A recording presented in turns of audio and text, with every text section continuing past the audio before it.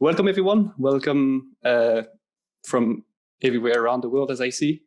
Hopefully, you're here today to hear about Postman one-on-one for developers, because that's what we're going to do. So I hope you're here for that. So before we start, one thing, we want to welcome you all. Welcome. A few things before we start. This webinar will be recorded. So if you're tired of us, if you're just have to attend to something else, feel free to disconnect while we're doing the webinar. This will be sent to you later on. You're all on mute and your video is not showing. The only voices that you'll be able to hear is my voice and Sowmya's voice. And last but not least, if you have any question during the webinar, there's a Q&A button at the bottom of your screen. So please use this to ask the questions, because we have a few people on the line that will be able to answer as we go. And any question that has not been answered, or like some very important question that everyone should have the answer to, will be left for the end. And we'll be going through it as a Q&A session at the end. So I'm Arlemi. I'm a developer advocate at Postman. My job is to make your life as a developer easier. And I'm myself in London, and I'm here today with Sowmya, who I'll give it away to. Okay, thank you so much, Arlemi. Hello, everyone. Welcome to Postman 101 webinar. My name is Sowmya Rajan, and I'm a technical writer at Postman. So I am based out of Bangalore. I hope everyone's doing good and staying home during these uncertain times. And thank you so much for taking out the time to join the webinar. Okay. So let's get started. So if you're a newbie to Postman, yes, this webinar is for you. If you're from a developer background or a non-developer background, do not worry, we've got you covered. Okay, so this is my first webinar, so I am also really excited for this. So let's move on. So before we start, let's quickly take a look at today's agenda. So first, we'll be talking about what is Postman, what is it all about, and I'll give you a slight introduction about Postman. Okay, and moving on to the second section is the getting started section. So over here, I'll give you an overview of the Postman app. We'll introduce you to the important concepts like workspaces, API builders, collections, how you can create your collections, sending your requests, adding parameters to your request, and even testing your request. So you will have a deeper insight into the Postman app. Okay, and moving on to the third section, it's the tips and tricks. So Arlemi is the go-to person for tips and tricks that will come in handy during real-time application development. So he'll be briefing you about them. After that, we have the resources section. So if you have any queries regarding Postman, we'll help you and guide you in searching for the information. So we do have an active Postman community. Okay, so we'll be covering all of that in the resources section. And before we wrap up, like Arlemi said, we'll do a quick Q&A. Okay, so as we go through the webinar, if you have any sort of questions, you can always put them in the chat. We have an amazing team with us who will be more than happy to help you in answering all your queries. Okay, so I think we are good to go. So let's get started. So I'll be talking about what is an API and what is an API endpoint. So I know most of you might be knowing this, but for people who don't know, API stands for Application Programming Interface. Okay, so an API is something that sends your information back and forth between a website or app and a user. Okay, to simplify it, how an API works is you send a request for information from a web application, and in return, you receive a response. Okay, so that's how the API functions. And API endpoint, set of an API. Okay, so to get this idea clear in your head, so I'll tell you an example. Let's take the example of an Amazon API. So this helps you log into the Amazon website, and the search endpoint lets you search the item that you're looking for, and the add to cart endpoint lets you add your items to cart, and you can use a payment gateway endpoint to process your payment and finish off your purchase. So that was a quick brief about API and API endpoint, because we'll be talking about APIs throughout the webinar, so I wanted this idea to be very clear. Okay, moving on. Now, what is Postman? So Postman is a collaboration platform for API development. And Postman's features simplify each step of building your API, and it helps you to streamline the collaboration. So you can create better APIs in a faster way. Okay, so there's a small story how Postman happened. Abhinav Asthana, the CEO and co-founder, started Postman as a side project to create a tool to simplify API testing process. And today, Postman is used by 11 million developers across the globe. So that's how huge the Postman community is. So for many teams, Postman is an everyday tool that helps people work with APIs in a more efficient manner. It simplifies your day-to-day tasks. So moving on, let's move on to our getting started section. So here, I'll give you an overview of the Postman app. We'll talk about concepts like workspaces, API builder, and collections. Okay, so I hope most of you have downloaded the Postman app, and once you have your credentials and you log into the app, let's go to the Postman app and let me show you how it looks like. So once you've logged into the Postman app, this is the screen for you. So this is Postman for you, and this is Launchpad. So on the top you have, okay, for me it's APIs don't sleep either because it's a little late for me here. So normally it's good morning, your name, or good afternoon, your name. And just below that you have start something new where you can create a request, you can create a collection.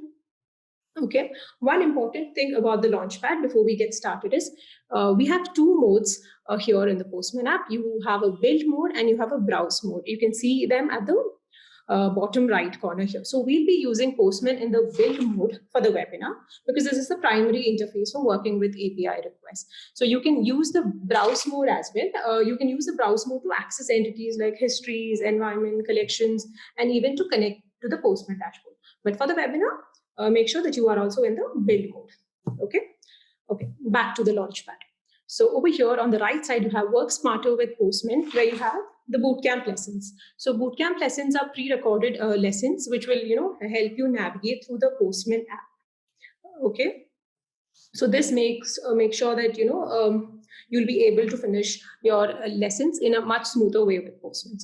And below that, you have what's new with Postman, where you have the upcoming events and the resources. So if you want to go ahead and read a blog post, you have everything in the resources section here. And for the upcoming events happening with Postman, you can always go ahead and register. And if you move a little down, you have the Discover section where you have templates and APIs, which you can import directly and get started. We'll be talking about all of these in the later section of this webinar. Okay. Now let's talk about what is a workspace. See, on the header bar, you can see my workspace here. So click on the workspace here. So you can see there are two types of workspaces. One is a personal workspace and one is a team workspace. So what exactly is a workspace? So using a workspace, you can easily collaborate and share your collection, environments, mocks, monitors, and much more. So imagine you're working on a project and it's a personal project and you've created a collection, but you're making the collection private. So in that case, you will be in the personal workspace. But if you're working as a team and you want your team members to access the collection and then contribute it, then you move on to a team workspace. And how can you create a workspace? So you can see a create new button here. Click on the create new.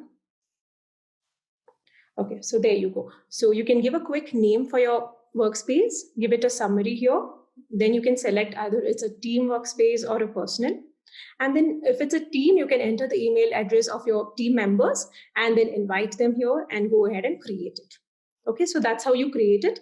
For this webinar, I'll be on the personal workspace. So it's my workspace for me. Okay. On the left sidebar, you can see APIs here. So this is API builder. So in Postman, you can design your APIs directly using an API builder. And how can you do that? You can do this by defining a schema in your API. And then from the schema, you generate a collection and then you build the development and do the testing from them. So that's how an API builder works. So how do you create an API here? You can see there's a plus new button in orange here. You can either click on this or you can click on the gray create an API button. Okay, click on it. And you can enter your API details here. You can give it a name. You can add a version here. And by default, the schema type will be Open API 3.0. If you want, you can go ahead and change it accordingly. And you have the schema format also. So you can pick the correct one and go ahead and create an API. So this is how you can design an API. And one more thing is you have a bootcamp lesson here. So if you're new to APIs, you can click on Start and take a tour and see what and all you can do with the API builder. Okay, so this is API builder for you. Moving on, you can see a tab called History here. So what does history do? So every time you send a request using Postman, and imagine after a point of time, like sometime in the future, you feel, okay, we have to come back to the particular request, make some modifications. You can always come back to history and then access it. So there is no need for you to create the request again from scratch. So all the requests are saved in the history for you. Okay. And if you want to know how to do it, you can always click on Show Me How, and it will take you to the bootcamp lesson, and then you can get started here. Okay. Now let's go to my most favorite part, which is the collections. So what is a collection? So collection is a starting point for a Postman app. Okay, so it's a group of saved requests. You can organize them into folders, or you can say it's a repository for where all your requests are stored. Okay, so let's go ahead and create a collection for this webinar.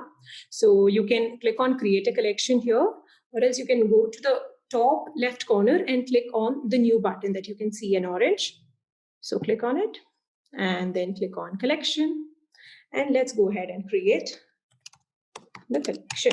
So I'll name it as Webinar Collection, and let's give it a quick description. This is a collection. Webinar. So looks good, and let's click on Create. There you go. We have a collection ready here. So you can see your collection is already created. So once the collection is done, the next thing that we do is the requests. So before we create the request, let's go back to the slides again. Okay, so here we saw a quick overview of the app.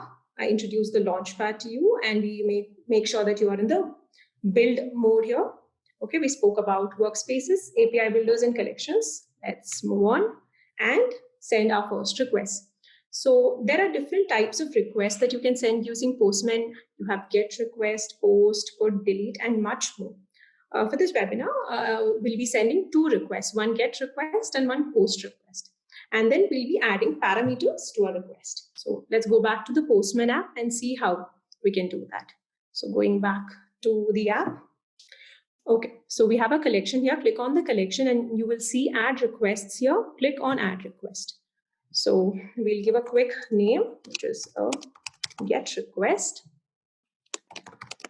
This is a GET request for the collection. Give it a description, and you can see it gets saved to the particular collection. So save to webinar collection. So there you go. We have our first request. So click on the request here. Okay, and you can see the request builder is loaded here. This section is called the request builder. So you can see the name of your request here. And if you click on this small tiny gray arrow, you can see the description as well. So just in case if you want to go ahead and edit it, you can click on this pencil and do it. So that's about the name and description. And just below that, you have the type of request, which is a drop down. So click on this. You can see the types of requests that you can send with Postman. You have GET, POST, PUT, DELETE, you have lock, unlock, and much more. Okay. And here we'll put in our request URL. And then once we put in the request URL, we send our request. So we'll be using a Postman Echo API. So why an Echo API is anything that you send to the API, it sends it back to you, like it echoes it back to you. So this is mainly used to test out API calls. Okay, so let's go ahead and use the Echo API, which is postman-echo.com/get. And let's send the request. There you go. We have a response here. So you can see the response, and you can see there are no arguments because we have not given any parameters here. Okay. And once we have the response, you can see on the right the status is 200 OK, which means it's a successful HTTP request. Okay, you can see the time taken for the response is millisecond, which is 591, and you can take a look at the breakdown also here. You also have a size of the response here. So for every request, you have these 3 parameters here. Okay, and yes, talking about the response, we have got the response in a pretty view. So these are the different types of views for our response. So we're currently in the pretty view. So let's take an example of a website so that you get a better understanding. So I'll take google.com and let's take a look at the view. So here you can see a pretty view. Okay, so this is this is easier to view your data here. So both the pretty and the raw view, you have the same set of data, but in the pretty view, it's more beautified. In the raw, it's a larger text area with a response word. You can see the data is a larger chunk here, as you can see. And moving on to our third view, which is the preview.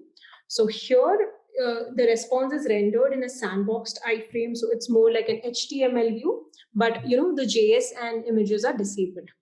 Okay, and the fourth one is visualize, which is the Postman visualizer. So you can use this to visualize your response. You can add charts to highlight.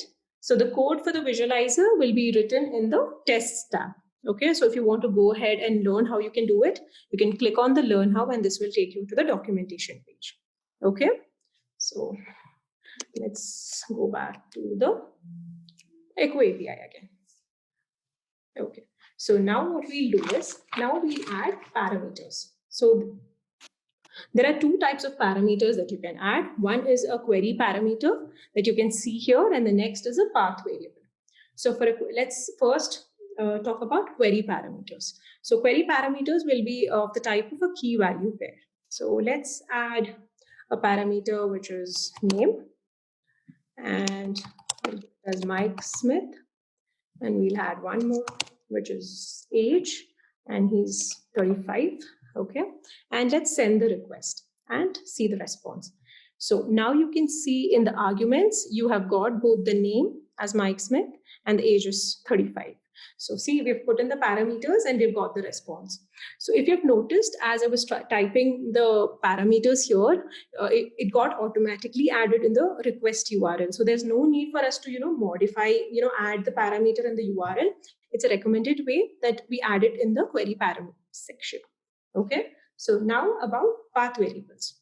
So if you want to add a path variable, go to the URL here, give it a colon, and then write the param name.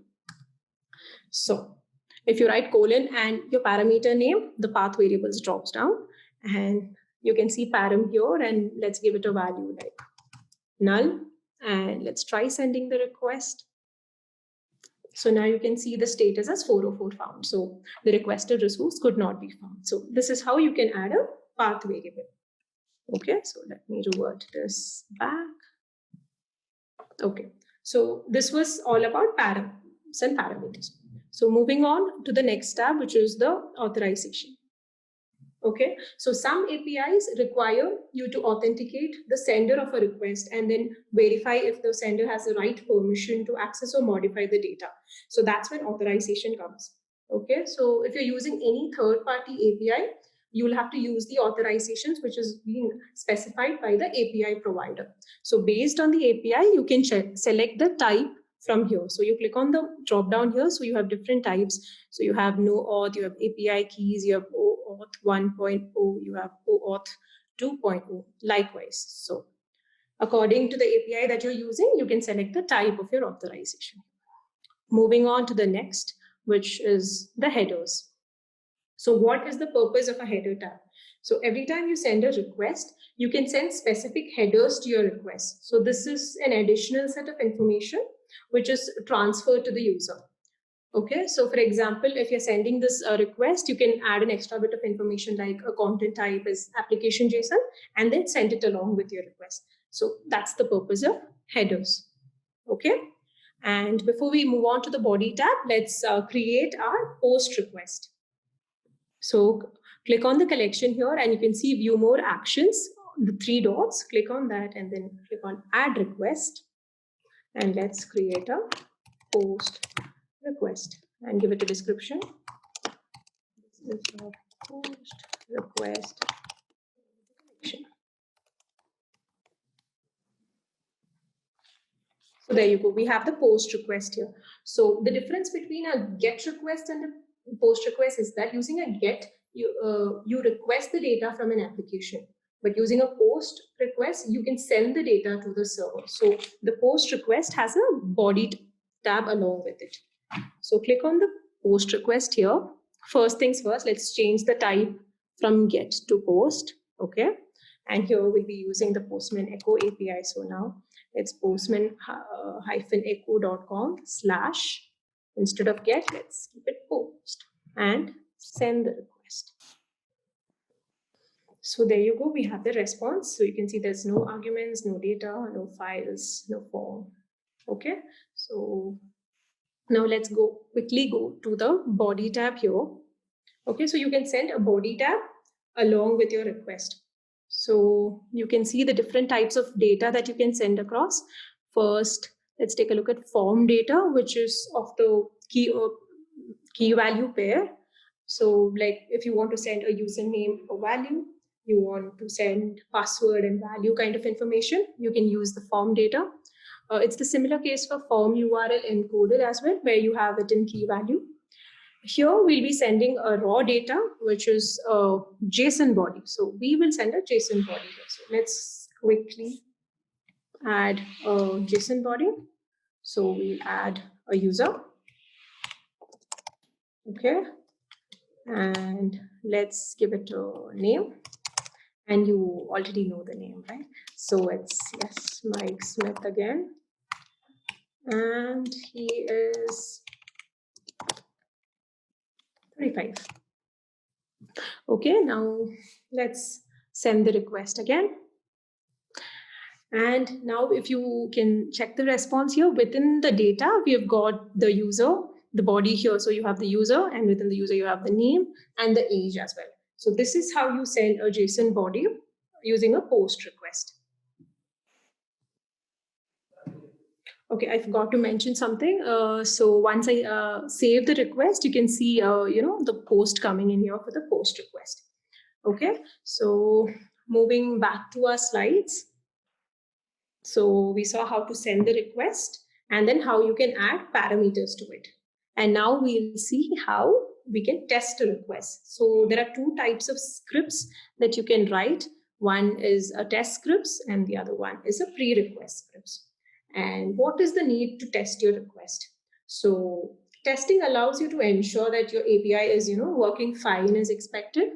So imagine you're working in a project and it's in a sprint basis. So every time there is a new development, you have to make sure that the new developments doesn't break the existing functionality. So that's the reason why we are writing a test scripts.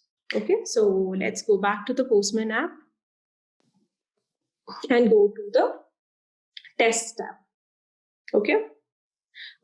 Over to the right side of the request builder, you can see the snippets here. So you can actually click on the snippets and get started. So there's no need to write the code from scratch. Just in case if this section is not visible for you, do not worry. There is this arrow, which is a toggle. You click on it, and there you go. You can see the snippets all over again. So let's go ahead and add one of the tests. So I'll add status code as 200. So here it is pm.test. PM stands for Postman API.test. And if it's a status 200, okay, then you get the messages status 200, code is 200. Okay, so let's just send it and see what we get. Okay, so here you can see a test results tab which says 1 bar 1, and click on it. You can see the status code is 200 and it's a pass. So because our status is 200 again and it's a pass here. So let's change it to 404 and check again.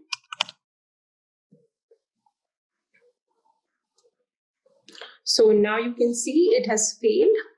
So you can see in the test results, it's a 0 bar 1. So out of 1 request, there is no pass. So that's why it's a 0 and it's in red. So let's revert it back to 200. And let's go ahead and add in one more test here, which is the response time is less than 200 milliseconds, where you have pm.test, which is the Postman API again, .test, and you check if the response time is less than 200 milliseconds. And let's go ahead and send this. So there you go. The first response is a pass because the status code is 200. You can see it here. The second one for the response time, it is a fail. So you can see the time taken for the response is 239 milliseconds, which is greater than. So it's a fail here. So out of 2 test results, only 1 is a pass. So that's how you do a testing and how you can write your test scripts here. So you have many more snippets here. You can always feel free to go ahead and explore them.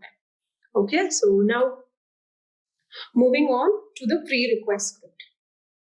Okay, so like from the name itself, the pre-request script gets executed before the request runs.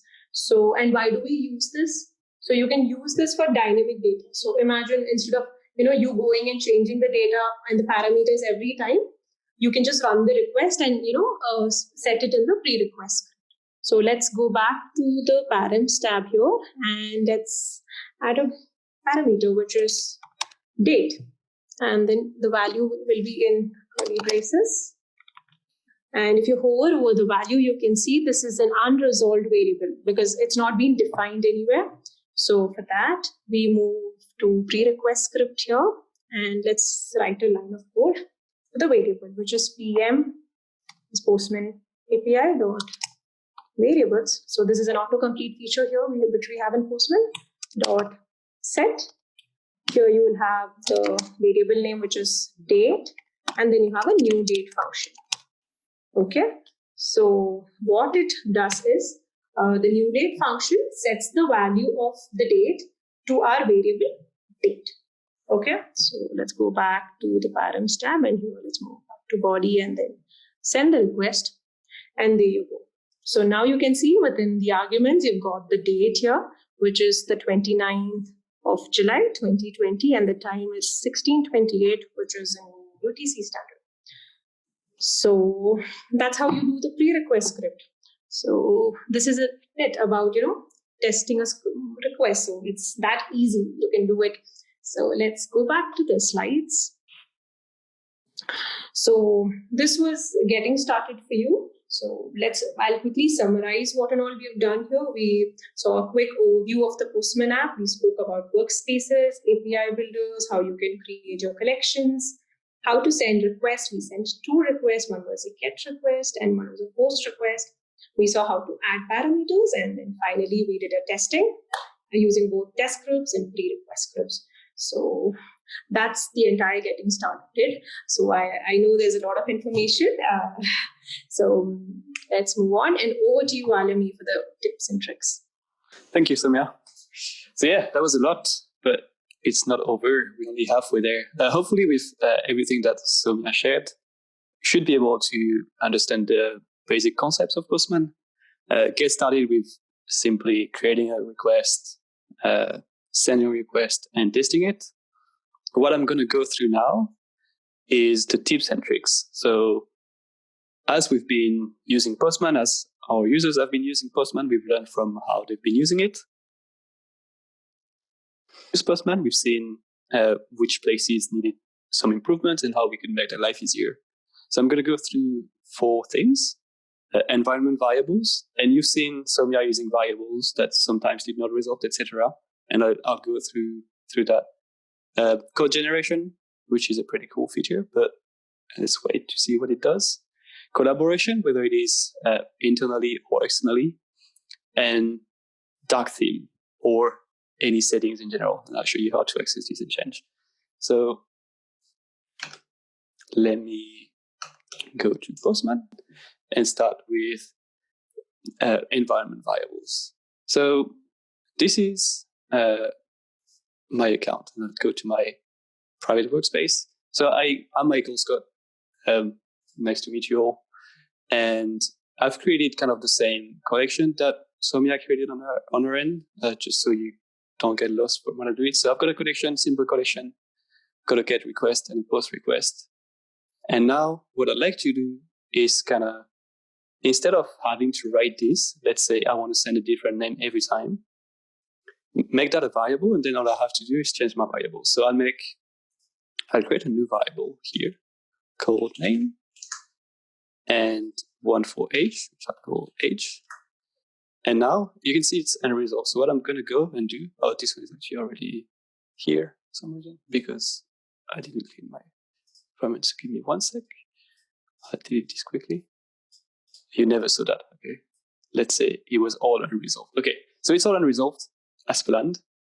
Now I'm going to go to my environments and I click add a new environment. So in here, I can say, for example, let's say I have a user that needs to go in my prod environment and one that needs to go in my stage environment. So I'll create one that is going to be production with 2 variables, one name, and it's going to be Michael Scott, and age, which is going to be 40, obviously. So I can add that. And I'll create another one, which is going to be staging. And this one will have a name with a value of Pam Beasley and an age of 22. And let's add this. All right, so I have my 2 environments. And now what I can do, just by switching from one to the other, for example, production, I can see that now my variables are resolved. Now this one resolves to Michael Scott and age is 40. So if I were to send that request, I can see, and I'm still using the Postman API, right? So the API that sends back what I'm sending to. I can see name and age. And if I switch to my staging environment, it changes the parameters. So again, don't have to go all the way through the request. I can only select an environment here. So let's go into a more practical use of that. Let's say you have, you're calling your API and you have different API keys, one for staging and one for prod. Again, I can go in my different environments, and what I can do is add one for API key and say, for staging, my API key is 1, 2, 3, 4, 5, 6, 7, 9. And for production, my API key is the other way around. And now, if I were to type this correctly, again, this resolves to whatever I have in my environment. This can be used in many places. Again, here in the parameters, you can use that directly in the URL. I could, if I had a different URL, I could just replace that by URL and update the environment for the variables with that. So yeah, use that. Saves you a lot of time instead of like going into each request and editing all the values. All you have to do is edit the value once in your environment, and it propagates to anywhere it's used in the app. So that's pretty good. There's a lot of other type of variables, like global variables, environment variables, local variables. But if you'd like to know more about that, I'd advise you to go to the Learning Center, and I'll show you how to access that later. Cool. So that's it for environment variable. Now we look at code generation, which we like to think that this is magic. So I'm in Postman, right? And I'm pretty happy with the request that I've just done. It's a beautiful request. There's a name, there's an age, and an API key. But now what I need to do is get out of Postman and call that API from my own application, whether it be mobile application and web application. And how do I do that? Instead of going to my app and starting to write from scratch, I can go to the right of my request here, and there's a little code text. Click on that, and this generates all the code for me. So whichever language that you're using, Node.js, Objective-C, let's say you're doing mobile, PHP for web, Python, any of them, you can click on it, copy-paste that code, and paste it into your app, and it will work. So for example, if I look at Node.js native, you can see it gets the method, it gets the host name, the path, and it resolves the variable as well. So it's already replacing the variable by the value in the current environment. If I had the other environment selected, it will replace that as well. So yeah, this is very handy. And we keep on adding new languages as we go. We just recently added Axios, and I think it was like a month ago probably, because it was one of the most requested features we had. If there's a language that you're using that you do not see on that list, feel free to raise a feature request and we can add it too. So, code snippets, useful, go for it, use it every day. Anytime you're done playing with your APIs and you're happy with them, generate the code, paste it in your app, and you'll save a lot of time in there. Let's go ahead with collaboration. So I've talked about that when we get into it. There's two ways to collaborate, right? And in general, if you're in a company, you would probably want to collaborate with your colleagues, but you often want to collaborate externally as well. So let's see how you would collaborate with your colleagues first. Sowmya talked about the team workspace, right? So once again, I'm here and I have my collection. I'm quite happy with it. But I want my colleagues to be able to use it. So what I can do, I can go in here and click share. So I click the small play button and click share. And I can share it to a different workspace. So I'll select my team workspace where I have my whole team waiting for me there and say share collection. And once this is done, I'm going to get a nice toast saying me, this has been shared. I can give them different roles. If I don't want someone to be able to edit, I can keep them viewer. I'll keep it as is. And with that said, let me switch accounts. And I'm going to transform myself in Dwight-Root. So Dwight-Root is in this Dunder Mifflin workspace. It's taking a while. You can see it's still trying to sync. So I'll give it a few seconds and it should show the collection here. Hopefully, there's always the demo thing, but no, there we go. So I have my collection that was shared by my boss and I can start working on it. So let's add a test, right? Actually, my boss forgot to share the environment. So I wouldn't be able to work with that. But it's fine, I'll just go ahead. I'll add a test, which is status code is 200, send this. I see my test results pass. Cool. Pretty good. Now, if I were to be the boss again, I can go and check what the work that my colleagues have been doing. So I'll go to my Dunder Mifflin workspace, team workspace. I can see that my colleague is online, he's active, he's working hard on my APIs.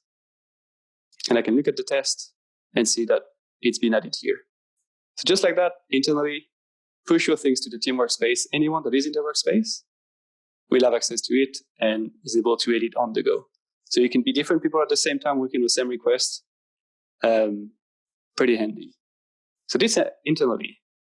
Externally, once you're done with your API and you've done some calls on how to use your API, you may want to share that with other people for them to then call your API. So what I'm going to do, I'm going to show you again. If I click on share, I have different ways to do it.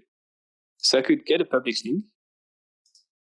And if I do this, it gives me a link so this is a link that is a snapshot of the collection as it is now. So if I edit the collection afterwards, it's not going to be shared through that link. And I'm going to go and say Stanley, and I'm in my own workspace. I'll click import. And I say, I have a link. I'll just paste that here. Click continue. So it detects it's that collection and I can import it. There I go. I'm external of the company. I can still use it. This is fine. But it's not the best way to do it, right? Like you would like that to be ideally updated automatically. And even better, maybe you would like that to be an actual documentation. So the way to do that is instead of clicking share here on your collection that you want to share, you can click view in web. And what this does, this publishes your documentation as a public documentation. So there we go. I have an online web version of my documentation. I have my 2 requests. I have my different parameters that are here. Again, I have example requests, and I can change the language. So it's the same principle that we see with code generation. I could change the one shown here. And once I'm happy, I can add a description, for example. This is a sample documentation for the webinar. And I'll add some Markdown. So for those of you who are familiar with Markdown, this is also compatible with this. So I'll save that, and you see this should be Markdown and not Markdown, and it is bold. Once I'm happy with the changes, I'll click Publish. And I could change the colors. I'm not going to do that. I could make it available publicly for people to search for.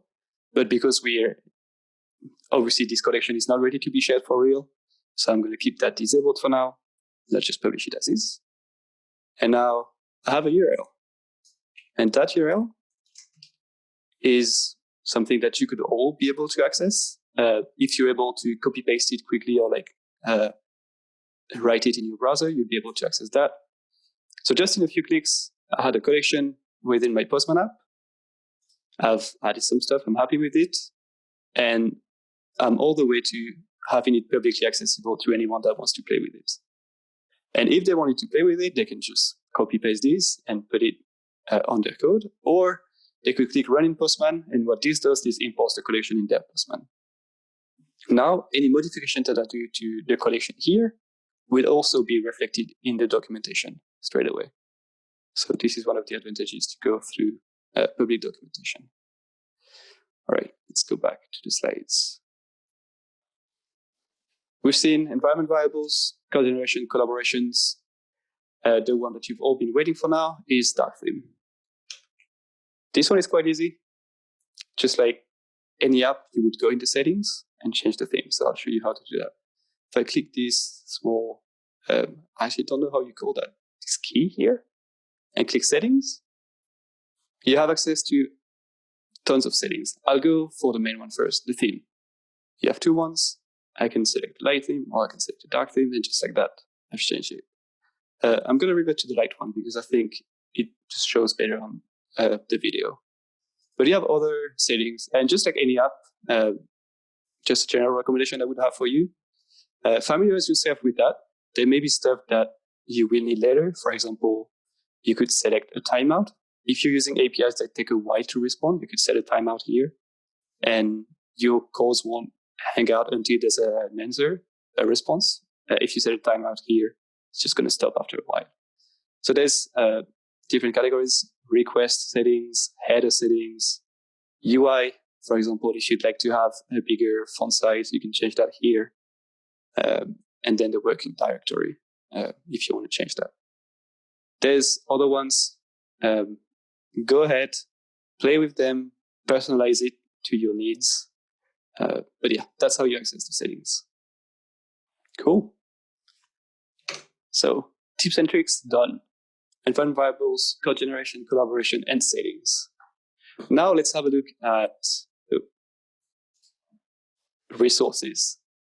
So as Sowmya mentioned, you're learning a lot today, but obviously it is a one-on-one. We're not going to teach you everything about Postman. And there's other ways to learn about how to use Postman. And the first one is the in-app bootcamp. So the bootcamp that you can access from the bottom of your app here is a series of lessons that are within the app and that just lead you through different actions. So let's say I want to learn about how to do debugging and manual testing in Postman.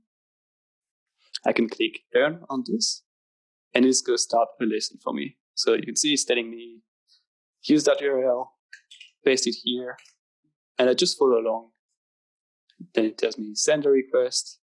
So there's a bunch of lessons like this. It's very handy. Everything is explained. You have a completion status. You can end the lesson and resume at any time as well. And there's, I think, around 5 main topics and probably 20 lessons that you can do. So I would recommend to go through these. All of them are pretty short, probably around 2 to 5 minutes for each of these lessons. So whether you're interested in automated testing, API documentation, monitoring, or collaboration, go through them and that would be very, very helpful. Second thing is our support center. So this is the one link to rule demo, and that's the one.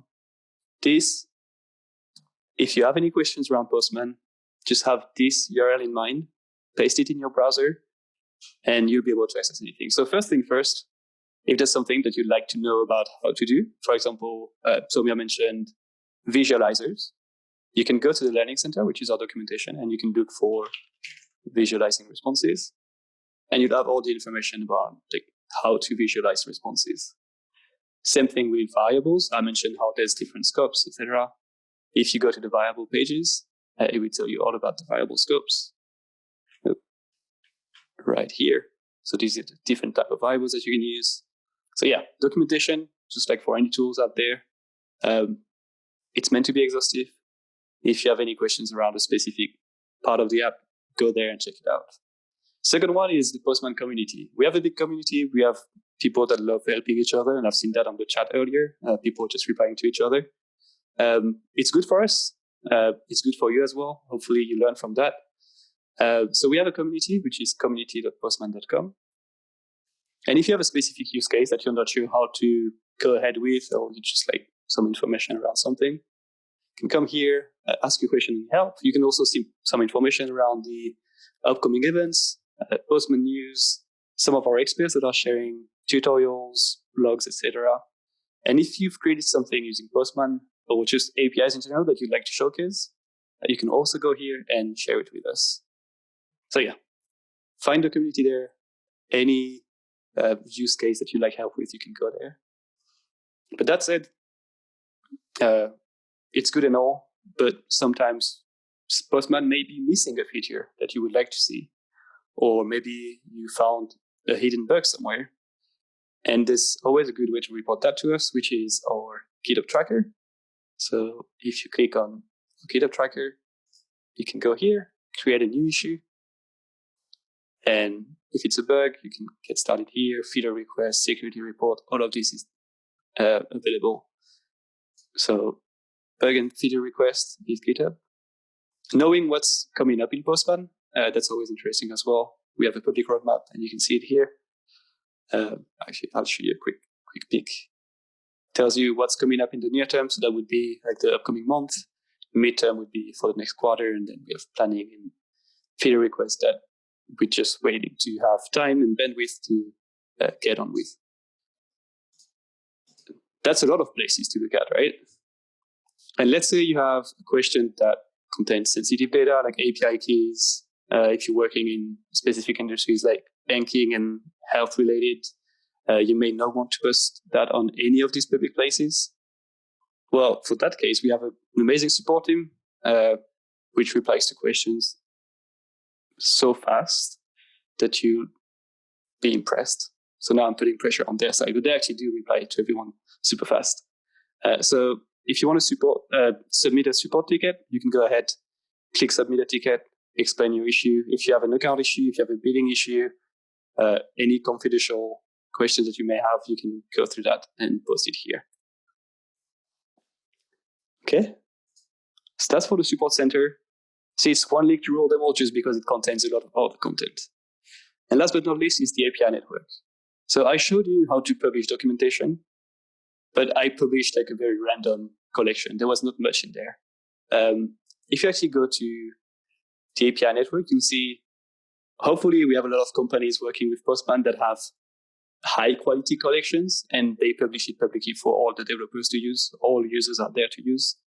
So if you go to explore.postman.com, you have the APIs and the templates. So APIs are, for example, the Twitter API. If you're wondering how to use the Twitter API, you can go here, click on it. And just from here, I could either view the documentation and see the different endpoints that they have and read the documentation around it. Or I could just click run in Postman and open it in Postman. And here I go. I've got all the requests in my Postman ready to use.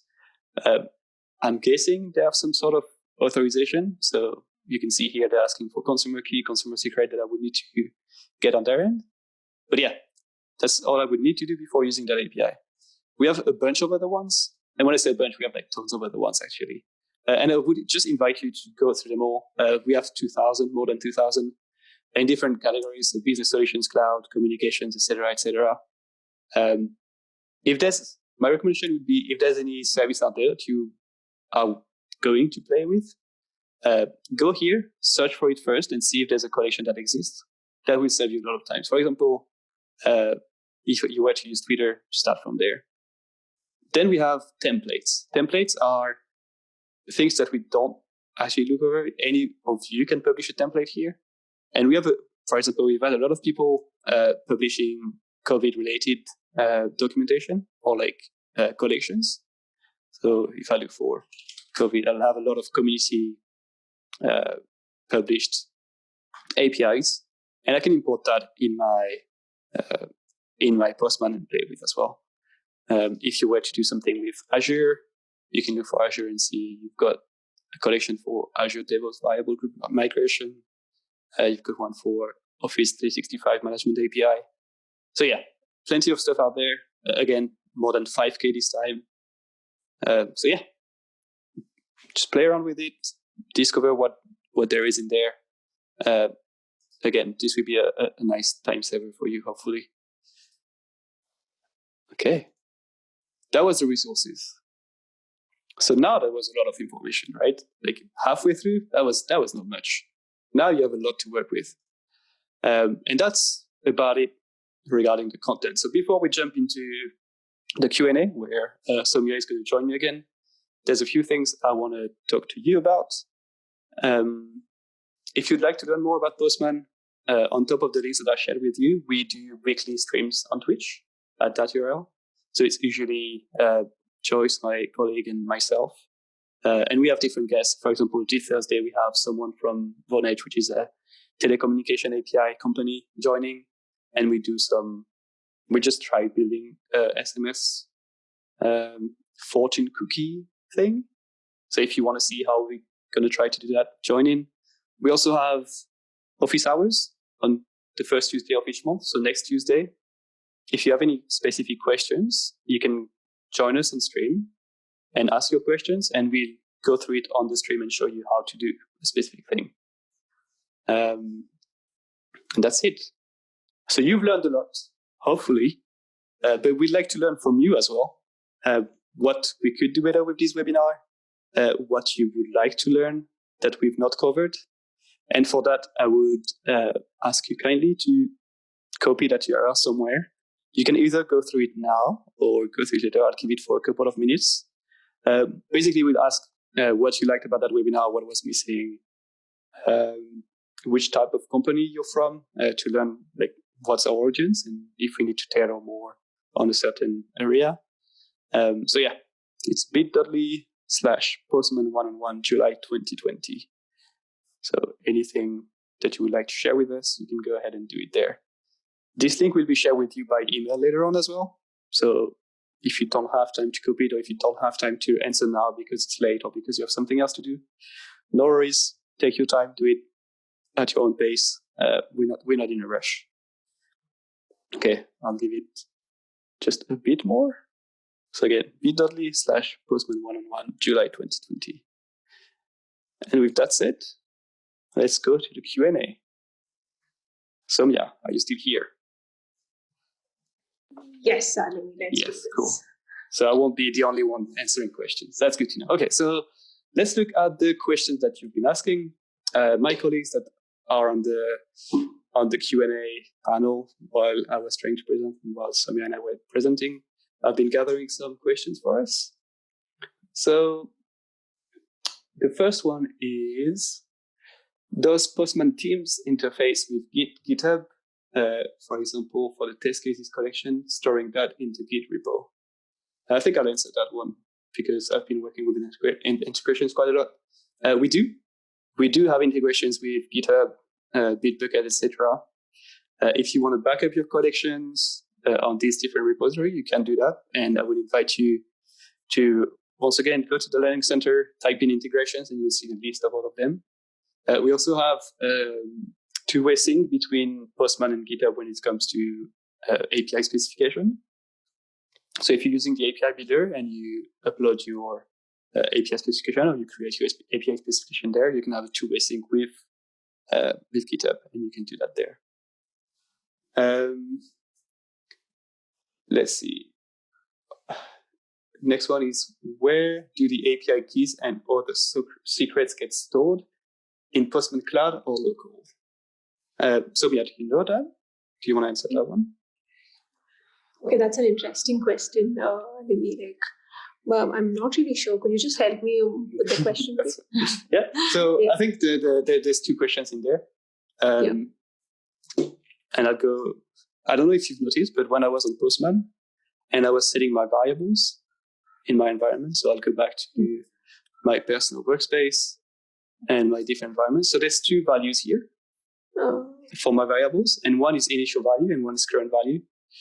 So to answer the questions, if you put anything you put in current value will not be uploaded to the cloud and will only be for your session on your computer. Anything you put in initial value, though, will be stored to the cloud and will be just so you can access it from other places. So if you look at that, it says this value is shared with your team when you share the variable in the collection, environment, or globals. If you look at current values, it says to use, they are never synced to Postman servers. If you don't touch them, then it will be assigned to initial value. So double check that. Make sure that you use current value if you have sensitive data that you don't want to be added to our cloud, and you'll be fine. Can you share generated documentation privately? Yes. So let's say you're in a team workspace setting again, and I have this collection. When I click view in web, if I do not click publish, basically, if I unpublish it, no, that's not the one. I don't really know how to unpublish from here, but if I were to not publish it, then it would only be accessible to the people that have access to it from here. Anyone clicking view in web will be able to access it. If you're wondering whether I can share that link only to certain people, like the published documentation to certain people, because I did not add it to be discovered through the API network or templates, basically no one will be able to find it unless you just share the link. We do have a feature request for adding a password for documentation. So if you'd like to put a +1 on this one, I would recommend to go to our GitHub repository and ask it there. And then a question, which is how to bypass a security key in a post request. Well, you don't. That's the point of a security key, right? Like you don't want to be able to bypass it. So if it was possible, I wouldn't show you. It's not possible anyway. So, look, I do not have an answer for that one. How do you get the in-app bootcamp? I've showed that, so I'll skip that one. How to use data variable in the request builder. Hopefully, I've been through that one again, but I can show it quickly. I'm actually sorry, Sowmya, I'm taking all the questions, but because I have Postman open, it's just easy to demo on my side. No problem, Arlemi. So let's go to my personal workspace. So the question was how to use data variable in the request. Data variable. So this is my request builder. This is my request builder, and I have variables here. As you can tell, I can just put them pretty much anywhere. I could put them here. I could put them here. I could even put them here if I have, let's say, accept encoding, application JSON. Instead of writing this here, I could just have encoding, and then I could add an encoding value in my environment and use that instead. So yeah, you can basically use these variables anywhere. Next question. So many questions. It's fine. I've got time. Do you have time, Sowmya? I do have time. Yeah. Okay. We'll answer a few more and then we'll finish on that. So, what about the difference between the params versus the body, where you specify in JSON, XM, etc.? So the difference is not really on our side. The difference would be on the API that you're calling. Some of them will accept parameters in body. Some of them will accept parameters in the query. The main reason behind that is body. You could have like a a lot of data here. Whereas params, if you add a lot of parameters here, it gets very messy in the URL. The other thing is you can encrypt anything that you put in the body. Things in the params, not really, because it's just in URL, so anyone would be able to intercept that. So yeah, the reason is mostly on which API you want to use. So that's why some of them will use post and some of them will use get. Okay. Is there option to export collection for version control purposes? Yeah. So as I showed, there's one of the way to export collection is to use integration. The other one is just from here, parameters on your collection. You have an export thing, and you can export it to your local computer. And you could have then some sort of CI/CD on your computer to push that to a repository or a private repository.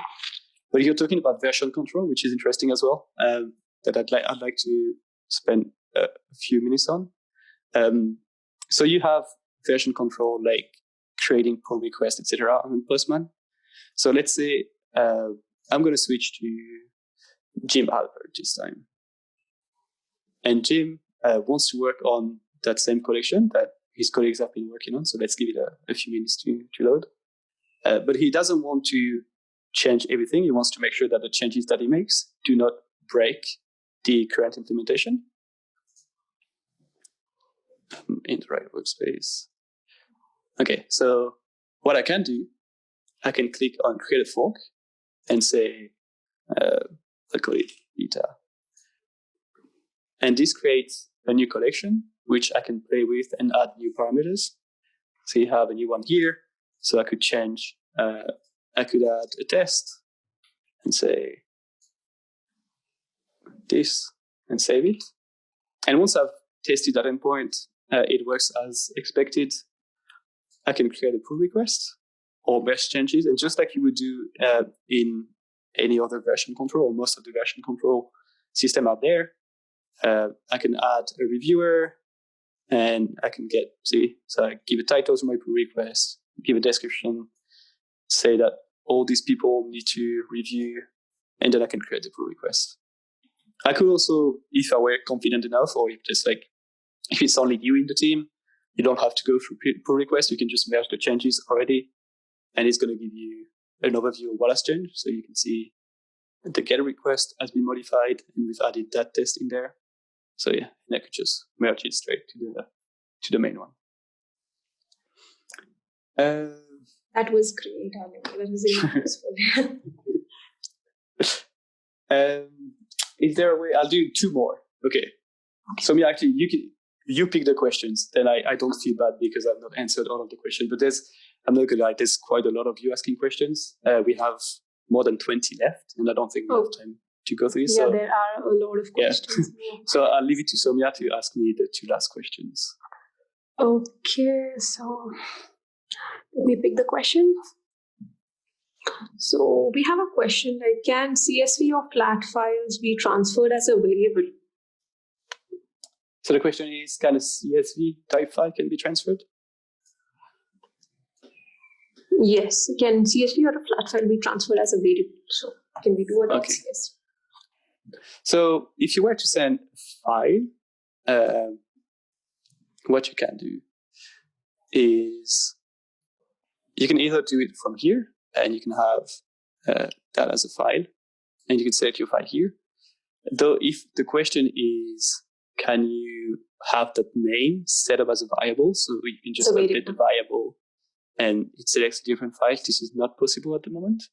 I do think we have a feature request for that as well. So if you go to our GitHub tracker, you should be able to find that issue and give it a +1 as well. The other way to use APIs with file is the collection runner. I'm not going to go through that. That's a lot to see. But if you go to our learning center and search for collection runner, hopefully you should get you should get help there. Okay, last one. Okay, the last one. Do you want to pick the last question, Arlemi? Okay, I'll pick it. Oh, wow. There I go. It's not a question. It's just someone that says, please give a quick demo on Postman Web feature. And I'm going to do that because I'm actually quite hyped about Postman Web. So we've announced last week Postman for the web. So if you've been using Postman on your desktop, just note that now. You can access it on the web.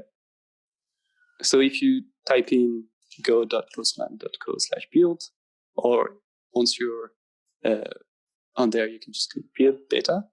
This is basically the same Postman, but on your browser. So no need to download the app.